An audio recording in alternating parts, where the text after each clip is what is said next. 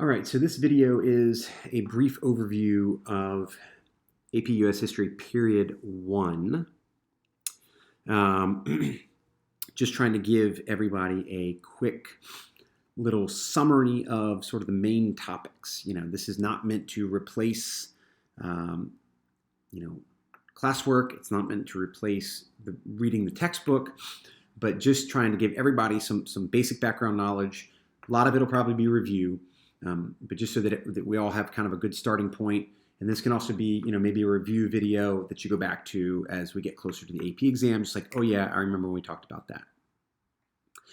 So period 1 is from 1491 to 1607. 1491 specifically chosen because it's the year before Columbus comes across in his first voyage.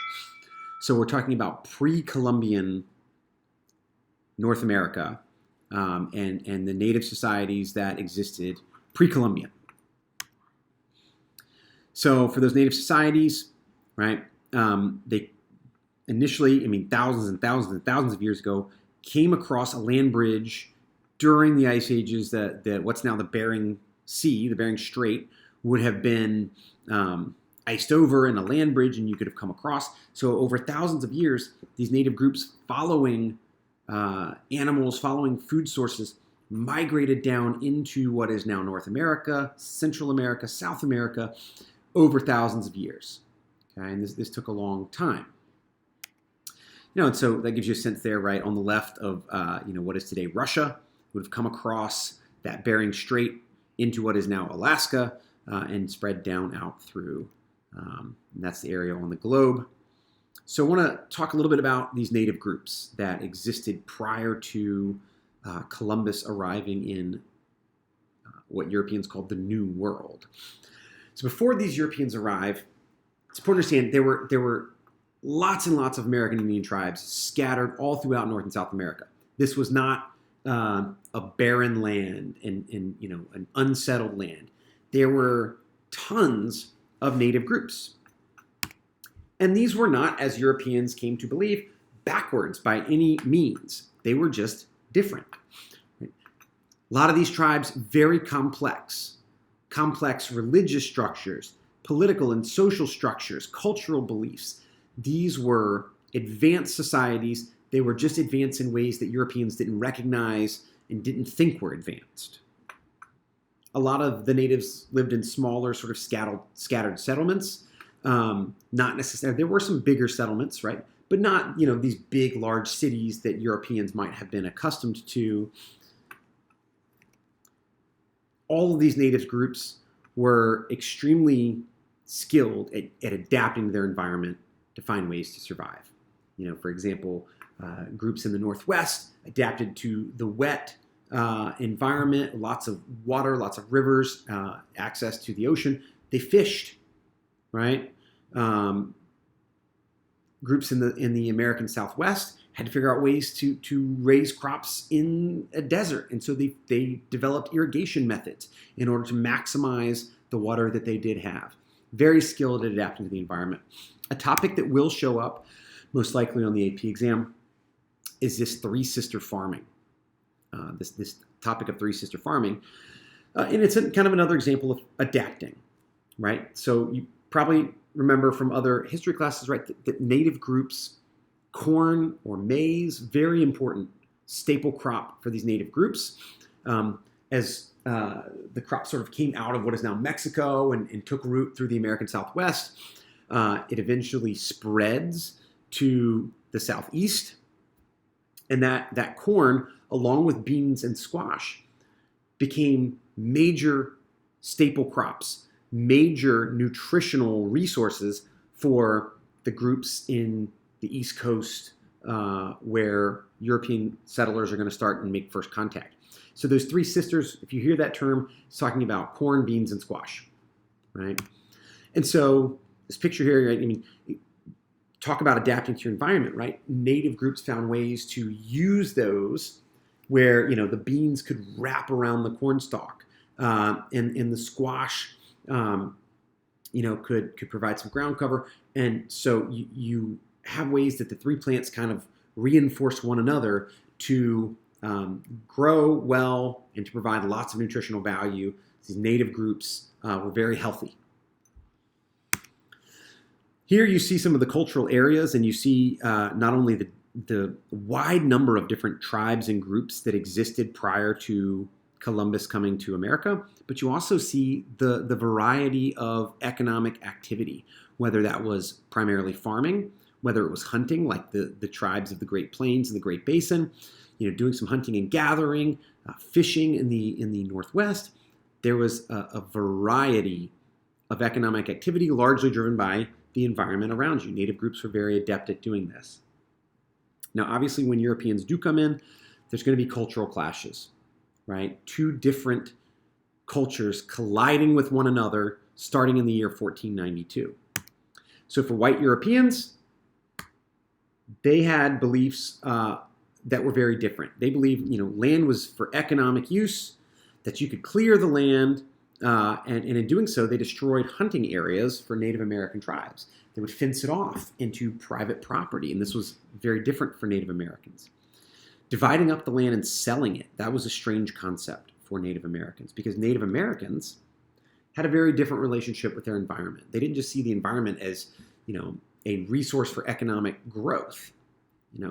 They had spiritual and religious connections to the environment, and I think saw the environment as much more than just simply a means for the economy.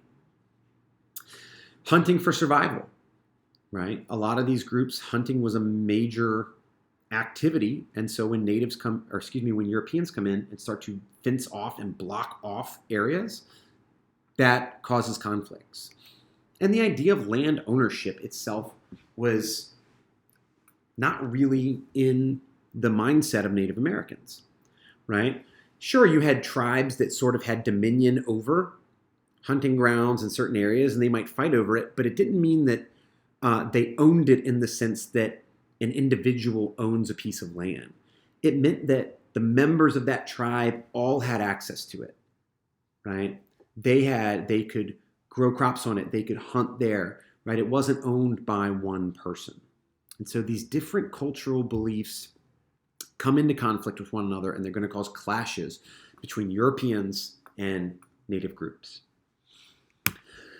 Causes. What were the motivations for European exploration, right? Why sail across the Atlantic Ocean, right? We know that Columbus, was looking for routes to Asia. Didn't really realize he was going to run into a previously unknown to Europeans continent. But why do that, right? Why get on these boats and sail across the ocean? Simplest way to remember it is the three G's: glory, gold, and God. So what are the motivations? Political motivations: glory. If you explored in the New World, if you had colonies in other parts of the world, that provided glory and power to your country.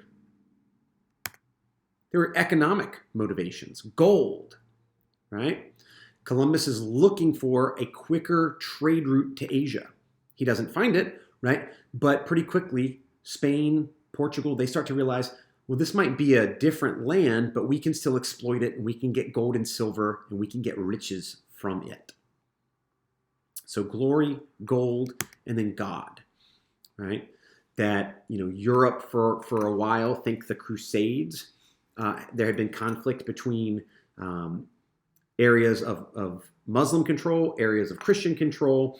And so spreading Christianity to other parts of the world was encouraged by religious leaders, by political leaders, because it became a way to make these Christian countries stronger, right? And so if you could convert native populations to Christianity, that enhanced the power of Christian countries. So as you can see, these three motives, they kind of go hand in hand, right? As you get wealthier, you can do more exploration. That gives you opportunities to spread Christian faith, right? They reinforced one another. Glory, gold, and God. Motivations for European settlement. So you see some of the early exploration, right? Columbus's voyages, Hernan Cortez, Francisco Pizarro, and these were explorations that generated wealth, right? And so as Spain, through these explorers, these conquistadors, as they come back with tons and tons of gold and silver to enrich the Spanish treasury, other countries see that. Other countries want in on the game, right? I mean, this chart, you can see all this wealth coming in, eventually starts to go back down, but all this wealth coming in ties into that motivation of gold, right? Countries want to get wealthy. So European exploration kicks off. What were some of the effects? Some of these are quite obvious, right? Europeans reached and settled the Americas, the first European settlements. It also expanded knowledge, right? People began to realize, hey, the world is bigger and has more to it than we thought it did. Trade, mercantilism, capitalism became driving forces of the world economy. Obviously, we talked about conflicts with land. There's the impact of disease on Indian populations. We'll talk about that again in a minute. The introduction of slavery. At first, enslaving native populations, and when that didn't work, the introduction of slavery from Africa. And then the Columbian Exchange, an important term that will most definitely be on the AP exam. So let's take a couple minutes to talk about what that is. The Columbian Exchange, what we're talking about is this idea of goods, animals, people, products, even diseases, moving back and forth, right? Exchanging between the old world and the new world. And it tied up three continents, right? Europe, Africa, and the Americas. So Columbian Exchange is the exchange of goods, ideas, people, and diseases between Europe, Africa, and the Americas, and it had an impact on all three continents. So on Europe, led to population growth, right? New crops coming from the Americas like corn and potatoes became important staples of the European diet and enabled people to live longer, leading to population growth. The move away from feudalism in the 1400s, 1500s, as capitalism and trade and mercantilism becomes the driver of the world economy. What about impacts on natives in America? Obviously disease, right? One of the really unfortunate parts of the Columbian Exchange is that exchange of disease, primarily from the old world to the new world, right? Native populations were decimated by European diseases they didn't have immunity to. Okay, some diseases did go the other way. For example, malaria, but most of the diseases went from old world to new world. Horses, domesticated animals introduced to the new world. Horses in particular had a huge impact on native groups, for example, the Plains Indians, but also the introduction of new technology like guns, transformed hunting, led to some problems, right? Led to violence, but also transformed the way that native groups hunted and did, of course, lead to warfare. And then what about Africa? Obviously, a devastating impact on the African continent once the slave trade, starting with the Spanish and the Portuguese, becomes the primary way to provide labor in the New World, right? When Native Americans don't work out as a source of labor because they kept dying from European diseases or they would run away because they knew the land, these European powers turned to enslaved Africans as the basis of their labor system. And, obviously the ramifications of that are something that we still feel today. So here, you get more of a global sense of how commerce and trade and mercantilism and this Columbian Exchange was a worldwide, it transformed the world economy.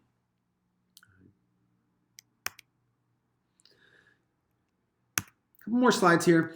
So 1492 kicks off this new world exploration, and you get kind of the big four that end up taking chunks of North America, Central America, South America. Spain and Portugal are the first two that really take hold. Spain ends up with a massive empire spanning from South America up to North America. Portugal, really focused primarily on South America. England and France are a little later getting into the game, but they do get into the game and claim parts of what is today the United States. Obviously, powerful countries in close proximity to one another fighting for resources and land. It's going to lead to some wars between these different powers.